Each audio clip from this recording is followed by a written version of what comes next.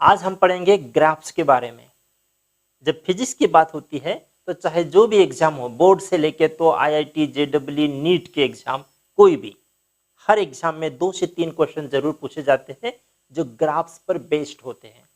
तो graphical understanding बहुत ज़्यादा मायने रखती है अगर आप फिजिक्स के स्टूडेंट हैं।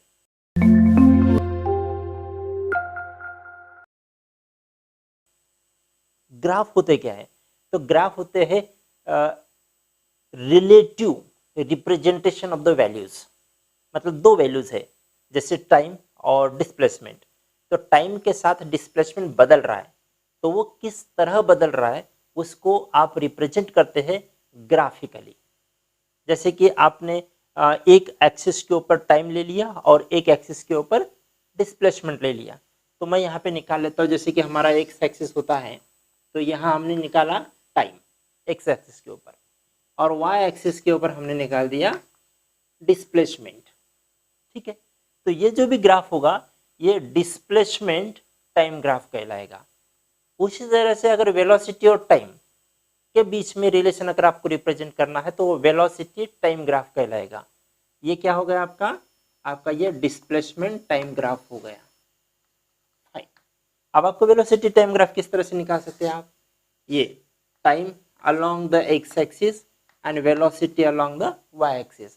तो इस तरह से आपका ये वेलोसिटी टाइम ग्राफ हो जाएगा और अदर वैल्यूज भी इसी तरह से आप निकालोगे।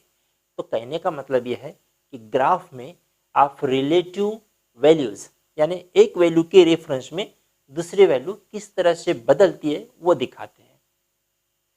मैथमेटिकली हम इसको कहते हैं फंक्शन। मतलब एक वैल्यू दूसरे वैल्यू की तुलना में किस तरह से बदल रही है। एग्जाम्पल ले लेते हैं कि जो y है ये किस तरह से x पे डिपेंड करती है, ये किसी फंक्शन से पता चलेगा। ओके, इसलिए हम लिखते हैं कि y is nothing but a function of x। y is a function of x। अब ये जो फंक्शन है ये एक प्रकार का रिलेशन होगा जो x और y के बीच में होगा। आपने इसके पहले देखे हैं, बहुत सारे इक्वेशंस देखे होंगे। मैं एक लीनियर इक्वेशन लेकर आपको बताता हूँ। जैसे लीनियर इक्वेशन है 3x + 2। यहाँ हमने लिख दिया कि जो y है वो इस इक्वेशन के तहत रिलेट करता है x के साथ में।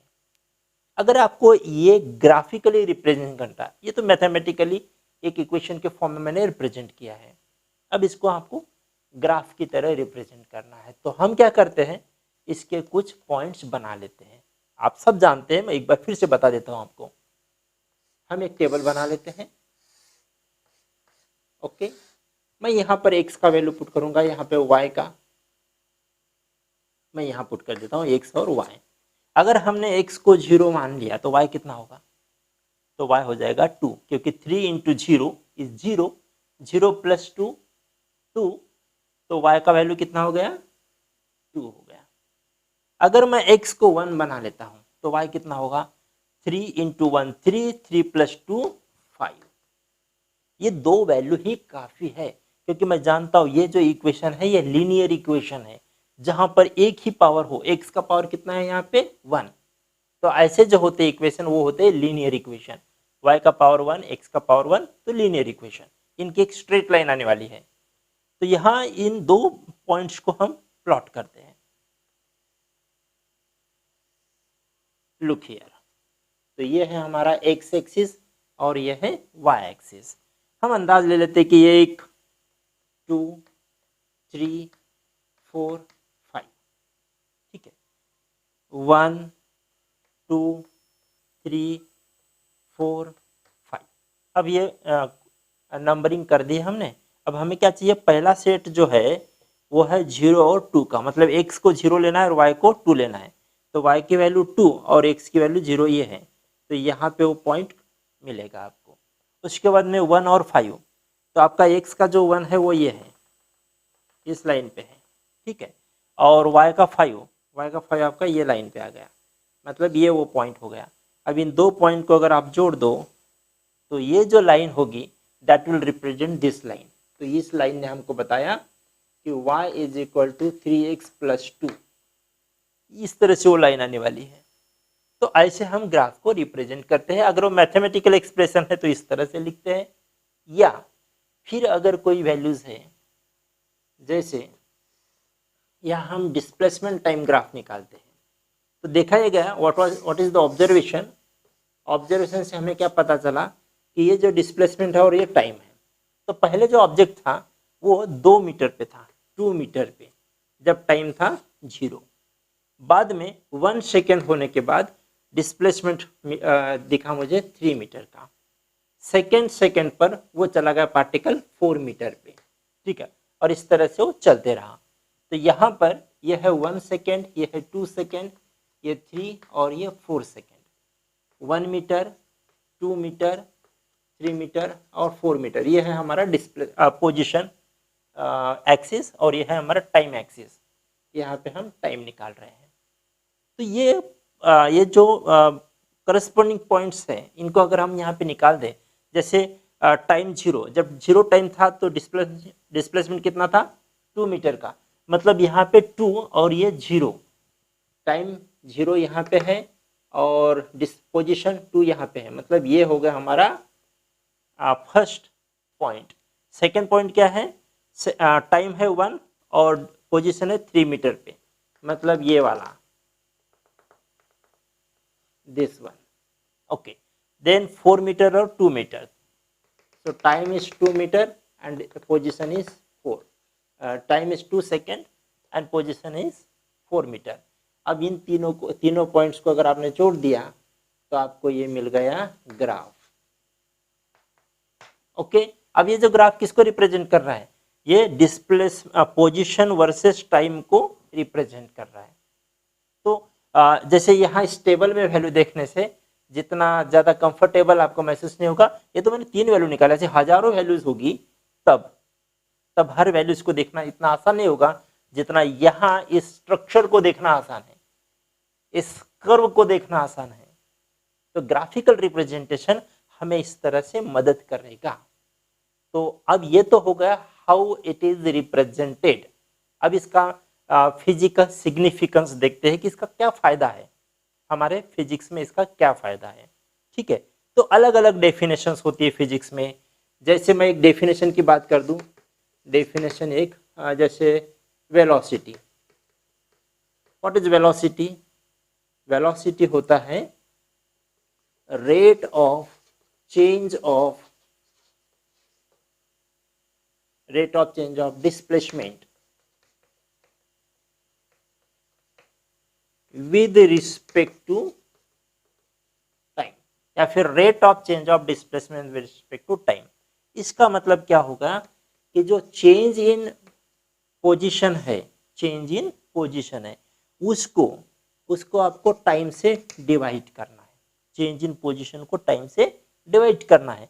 अगर ये ग्राफ में दिखा हो, ये किसी ग्राफ में दिखाया गया हो, जैसे ये है, ये पोजीशन टाइम ग्राफ है, ओके, ये पोजीशन टाइम ग्राफ है और ये मुझे इस तरह से मिल रहा है उसका कर्व। तो इस कर्व में अगर मुझे चाहिए rate of change of displacement with respect to time, मतलब change in position, change in time, तो मैं इसको इस तरह से कर सकता हूँ। देखो, मैं इसका एक ट्रायंगल बना दिया, एक वर्टिकल लाइन और एक हॉरिजॉन्टल लाइन से मिलकर एक ट्रायंगल बना दिया। तो ये जो वैल्यू है, ये वेरिएशन देखिए, ये पोजीशन का चेंज बता रहा है, तो मैं इसको लिख रहा हूँ डेल्टा एस। और ये टाइम का चेंज बता रहा है, तो इसको लिख रहा हूँ डेल्टा टी। और हमारा डेफिनेशन कहता है कि delta s upon delta T, ये क्या हो जाता है, वेलोसिटी हो जाता है, ठीक है। अब देखिए कि ये जो delta s upon delta T, ये जो वेलोसिटी हुआ है वो हमारे इस ग्राफ में क्या है, तो हमारे ग्राफ में ये है टैन थीटा। क्या है ये, टैन थीटा। हमारे ग्राफ में टैन थीटा है। Tan theta is opposite upon adjacent. अच्छा, ये जो टैन थीटा है, इसको दूसरे वर्ड में हम स्लोप कहते हैं। क्या कहते हैं इसको, स्लोप। तो एक और अंडरस्टैंडिंग हमारी बढ़ जाएंगी कि slope of position time graph, slope of position time graph gives you tan theta gives you velocity, that means ultimately slope is equal to velocity. So हम यहाँ पे लिखेंगे slope of velocity time graph is position time graph, slope of position time graph is velocity is v। Is that clear? तो इस तरह से graphical understanding हमें करना है। अच्छा, ये तो बिल्कुल एकदम स्ट्रेट लाइन थी, तो आसान था आपको ये स्लोप निकालना।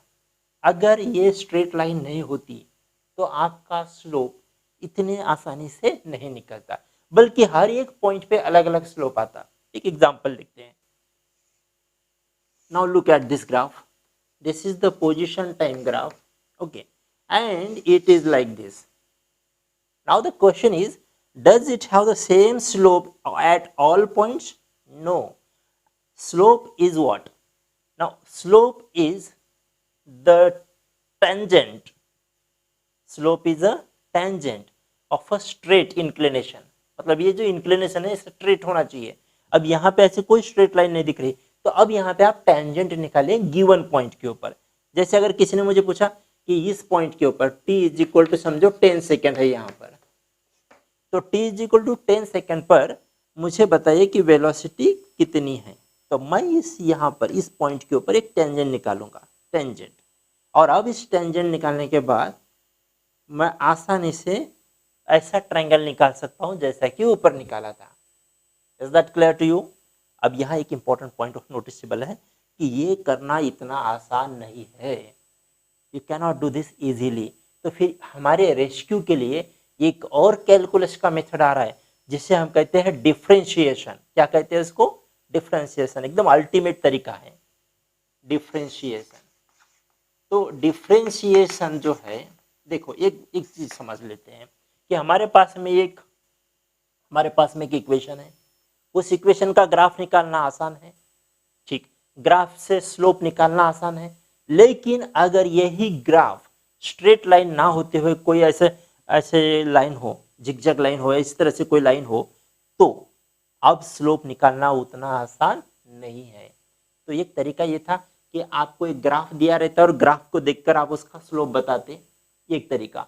और दूसरा तरीका क्या है, आपको इक्वेशन दिया है, आप इक्वेशन को डिफरेंशिएट किए तो आपको अल्टीमेटली क्या मिल रहा है? स्लोप। तो स्लोप क्या है? Slope is nothing but dy by dx, जो आपने डिफरेंशिएशन में पढ़ा है। तो किसी भी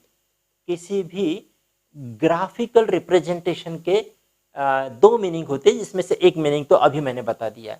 वो मीनिंग क्या है कि हर ग्राफ को एक स्लोप होगा और वो स्लोप रिलेटिव रेट बताएगा, रेट ऑफ चेंज बताएगा। जैसे डिस्प्लेसमेंट टाइम ग्राफ ने हमें क्या बताया? वेलोसिटी। और अगर वेलोसिटी टाइम ग्राफ होता, देखो ये वेलोसिटी है, ये टाइम है, अगर वेलोसिटी टाइम ग्राफ होगा तो आपको स्लोप जो मिलेगा delta we upon delta T के फॉर्म में मिलेगा। मतलब क्या मिला आपको? आपको मिला एक्सेलरेशन। तो हम ये कह सकते हैं कि वेलोसिटी टाइम ग्राफ हमें एक्सेलरेशन देता है, डिस्प्लेसमेंट टाइम ग्राफ हमको वेलोसिटी देता है। तो रेट ऑफ चेंज जो भी होगा वो आपको मिल जाएगा ग्राफ के स्लोप निकालने के बाद। बहुत बार क्या होता है कि जैसे कुछ चीजें ऐसी होती हैं जहां पर मुझे रेशो निकालने की जरूरत नहीं पड़ती है, बल्कि मल्टीप्लाई करना होता है। देखिए यहाँ पे आपके पास में दो पेयर्स है, ये ग्राफ है हमारे पास में। अगर मैं x और y की बात करूँ, ये x एक्सिस है, ये y एक्सिस है, तो आपके पास में दो वैल्यूज है, एक है x और अनदर वैल्यू क्या है? y। x और y, ये दो वैल्यूज है आपके पास में। अब इन दो वैल्यूज का आप क्या कर सकते हैं? तो आप इन दो वैल्यूज को ऐड कर सकते हैं, x प्लस वाई कर सकते हैं, हमारे काम का नहीं है। फिर हम x माइनस वाई कर सकते हैं, हमारे किसी काम का नहीं है। फिर हम x बाय वाई या y बाय x कर सकते हैं, ये हमारे काम का है। तो y बाय x का मतलब है delta s upon delta t की तरह delta y upon delta t, मतलब dy बाय dx, ठीक है, dy बाय dx। तो मैंने क्या कर दिया, y अपॉन x क्या है? ये रेट देगा मुझे। अब हमारे फिजिक्स में जो भी मीनिंग होगा, y की जगह अगर वेलोसिटी दिया है और x की जगह अगर टाइम दिया है, तो वेलोसिटी अपॉन टाइम क्या मिलेगा? एक्सेलरेशन। तो एक बात है कि आप उसका रेशो निकाल सकते हो, चाहे जो भी वैल्यू है। अगर उस रेशियो का कोई मीनिंग बनता है तो वो आपके काम का है। फॉर एग्जाम्पल, ये है फोर्स, ये है फोर्स और ये है टाइम। अब यहां पर भी मैं निकाल सकता हूं फोर्स अपॉन टाइम, पर क्या फिजिक्स में इसका कोई मीनिंग बनता है? नहीं बनता है। तो इस ग्राफ में फोर्स अपॉन टाइम का कोई मीनिंग नहीं है, तो नहीं है तो नहीं है, लेकिन अगर कुछ मीनिंग होता तो हम उसको जरूर यूज करते। Is that clear to you? अच्छा, एक बात हो गई। दूसरी बात, अगर यहाँ पे देखें हम, ये है पोजीशन टाइम ग्राफ। अब इन दोनों का मल्टीप्लाई भी तो कर सकता हूं मैं। तो मैंने ये पोजीशन को टाइम से मल्टीप्लाई कर दिया, क्या मिला मुझे? कुछ नहीं मिला। फिजिक्स में ऐसा कुछ नहीं होता है जहां डिस्प्लेसमेंट को टाइम से मल्टीप्लाई करने के बाद में वैल्यू मिलती हो। तो कभी कभी क्या होता है कि गिवन टू वैल्यूज के रेशो का कोई मतलब नहीं होता है, उसी तरह से कभी कभी गिवन टू वैल्यूज के मल्टीप्लीकेशन का भी कोई मीनिंग नहीं होगा। ओके, तो अब तक तो आपने देख लिया है कि कौन कौन से केसेस में रेशो का मीनिंग होता है। जैसे वेलोसिटी अपॉन टाइम, ये एक्सेलरेशन होता है। डिस्प्लेसमेंट अपॉन टाइम, ये वेलोसिटी होता है। ठीक है, उसी तरह से मल्टीप्लिकेशन में क्या क्या मिलेगा हमें वो देखते हैं। तो मल्टीप्लिकेशन के लिए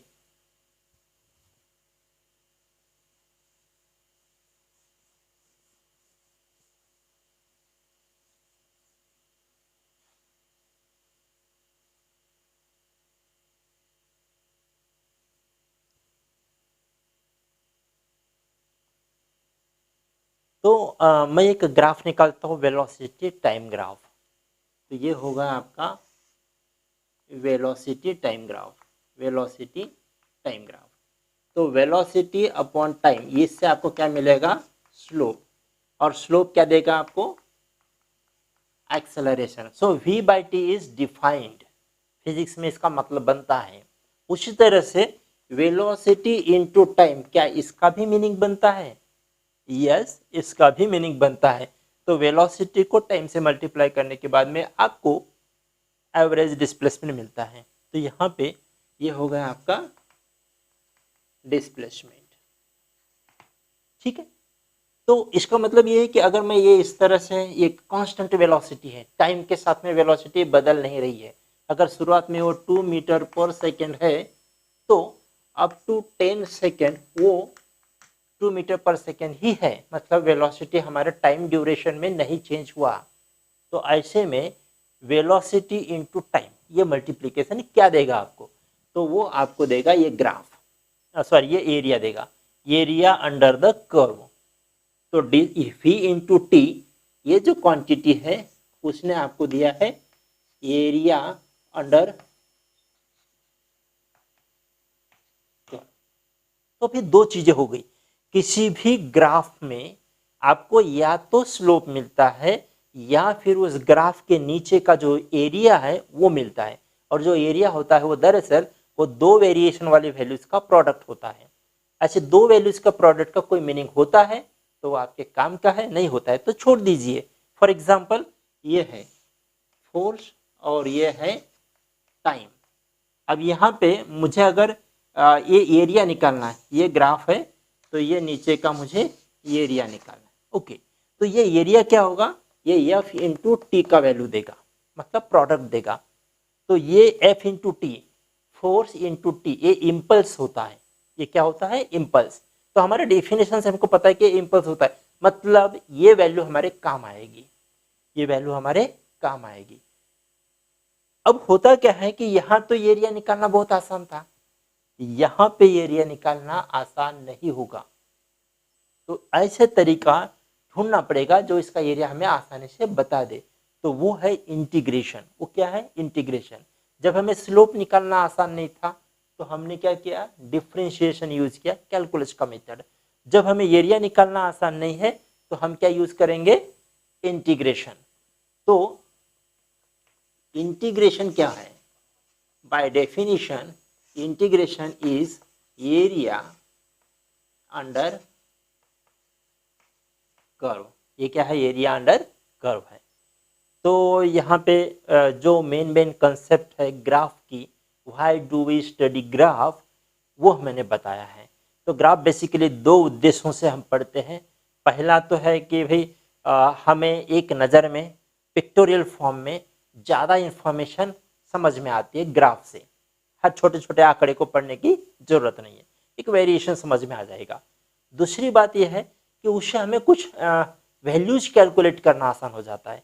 जैसे कि अगर हमने ग्राफ का स्लोप निकाला तो हमें रेट ऑफ चेंज मिल जाता है, या फिर अगर आपने उसका एरिया अंडर द कर्व निकाला, उसका प्रोडक्ट लिया, तो आपको एक अलग वैल्यू मिल जाती है। ठीक है, रेट ऑफ चेंज निकालने का एक दूसरा तरीका भी है जिसे हम डिफरेंशिएशन कहते हैं। एरिया अंडर द कर्व निकालने का भी एक दूसरा तरीका है जिसे हम इंटीग्रेशन कहते हैं। तो अब हमारे पास में ग्राफ क्यों चाहिए, ग्राफ की स्टडी क्यों होती है, इसका आंसर हमें ऑलमोस्ट मिल चुका है। तो हम ग्राफ के स्लोप की वैल्यूज को समझने की कोशिश करते हैं। जैसे मुझे ये स्लोप मिला तो समटाइम स्लोप मुझे 0 मिलेगा। मतलब 0 कब मिलेगा, देखिए यहाँ पर ये इस तरह से ग्राफ है। ठीक है, मतलब हॉरिजॉन्टल लाइन है तो फिर आपको स्लोप मिलेगा 0। स्लोप 0 कब मिला, when curve is parallel to horizontal axis, तो आपको जो स्लोप मिलता है वो मिलता है 0। और स्लोप 0 है मतलब रेट ऑफ चेंज 0 है। मतलब क्या 0 है, रेट ऑफ चेंज है 0। जब चेंज ही 0 नहीं है तो क्या हो सकती है यूनिफॉर्म वेलोसिटी हो सकता है यूनिफॉर्म एक्सेलरेशन हो सकता है यूनिफॉर्म फोर्स हो। ठीक है, तो यूनिफॉर्मिटी आपको उसमें मिल गई है। देखो ये 0 है मतलब नॉट चेंजिंग। ओके, और एक बात, अगर आपको स्ट्रेट लाइन मिलती है, स्ट्रेट लाइन, ठीक है, तो ये यूनिफॉर्म स्लोप आएगा, स्ट्रेट लाइन अगर आपको मिलती है ग्राफ के फॉर्म में, अगर आपने निकाला एक ग्राफ, इस तरह से मैंने एक ग्राफ निकाला और इस ग्राफ में मुझे स्ट्रेट लाइन मिलती है, तो इसका मतलब क्या हुआ, किसी भी पॉइंट पे आप देखिए आपको स्लोप एक जैसे मिलेगा। मतलब स्ट्रेट लाइन का मतलब हम निकालेंगे यूनिफॉर्म स्लोप, मतलब यूनिफॉर्म रेट, तो इसको हम कहेंगे यूनिफॉर्म वेलोसिटी,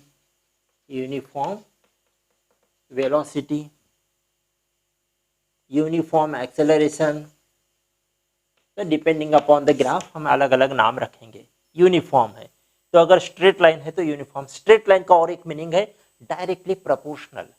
जैसे आपको एक ये पता होगा ओहम्स लॉ, इलेक्ट्रिसिटी में ओहम्स लॉ आपने 10वीं में भी पढ़ा होगा।